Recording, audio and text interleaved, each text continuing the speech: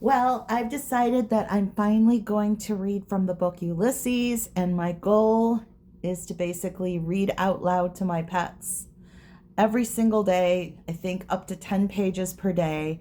And this is from the book Ulysses. Buck Mulligan came from the stairhead bearing a bowl of lather on which a mirror and a razor lay crossed. A yellow dressing gown and girdle was sustained gently behind him by the mild morning air. He held the bowl aloft and intoned, In troibo ad alteri Dei. Halted, he peered down the dark winding stairs and called up coarsely, Come up, Kinch, come up, you fearful Jesuit. Solemnly he came forward and mounted the round gun rest. He faced about and blessed gravely thrice the tower, the surrounding country, and the awaking mountains. Then, catching up sight of Stephen Dedalus, he bent towards him and made rapid crosses in the air, gurgling in his throat and shaking his head. Stephen Dedalus, displeased and sleepy, leaned his arms on the top of the staircase and looked coldly at the shaking, gurgling face that blessed him, equine in its length, and at the light, untonsured hair, grained and hued like pale oak. Buck Mulligan peeped an instant under the mirror and then covered the bowl smartly. Back to barracks, he said sternly. He added in a preacher's tone, For this, O dearly beloved, is the genuine Christine, body and soul and blood and owns. Slow music, please. Shut your eyes, gents, one moment.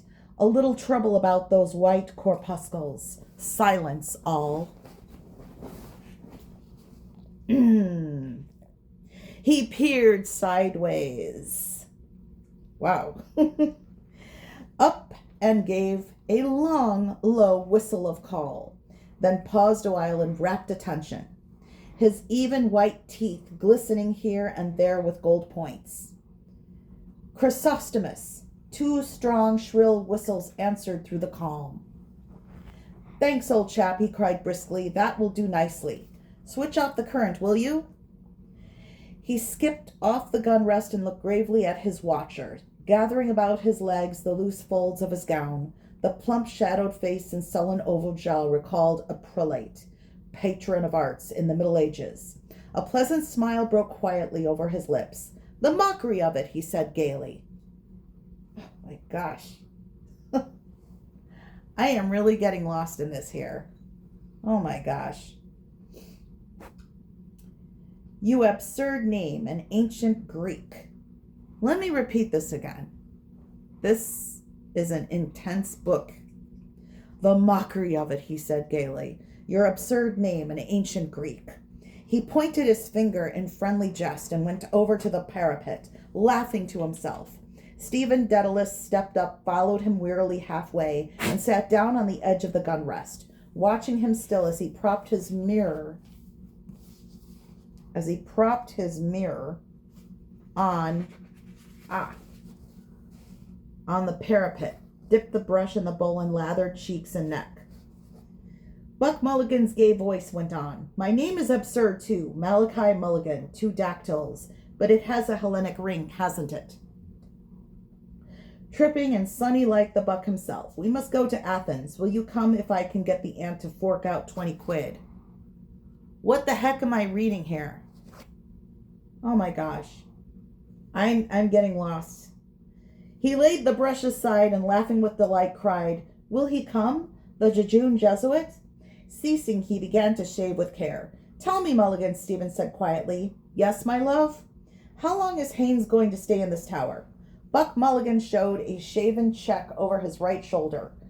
God, isn't he dreadful? He said frankly, a ponderous Saxon.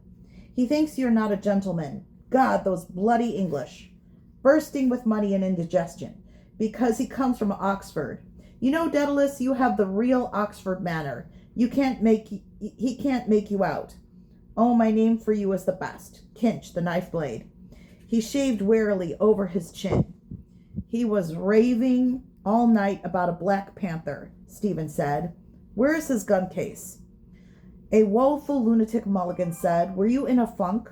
I was, Stephen said with energy and growing fear. Out here in the dark with a man I don't know, raving and moaning to himself about shooting a Black Panther. You saved men from drowning. I'm not a hero, however. If he stays on here, I am off. Buck Mulligan frowned at the lather on his razor blade. He hopped down from his perch and began to search his trouser pockets hastily. Scudder, he cried thickly. He came over to the gun rest and, thrusting a hand into Stephen's upper pocket, said, Lend us a loan of your nose rag to wipe my razor. Stephen suffered him to pull out and hold up on show by its corner a dirty, crumpled handkerchief.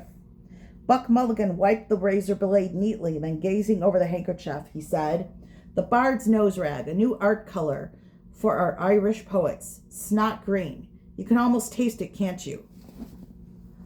Okay, this is where I take a break. This is a very interesting novel. My goal this year for 2026 is to read 10 pages a night aloud to my pets. And I might share this on TikTok on a daily basis, but I'm going to end it right here.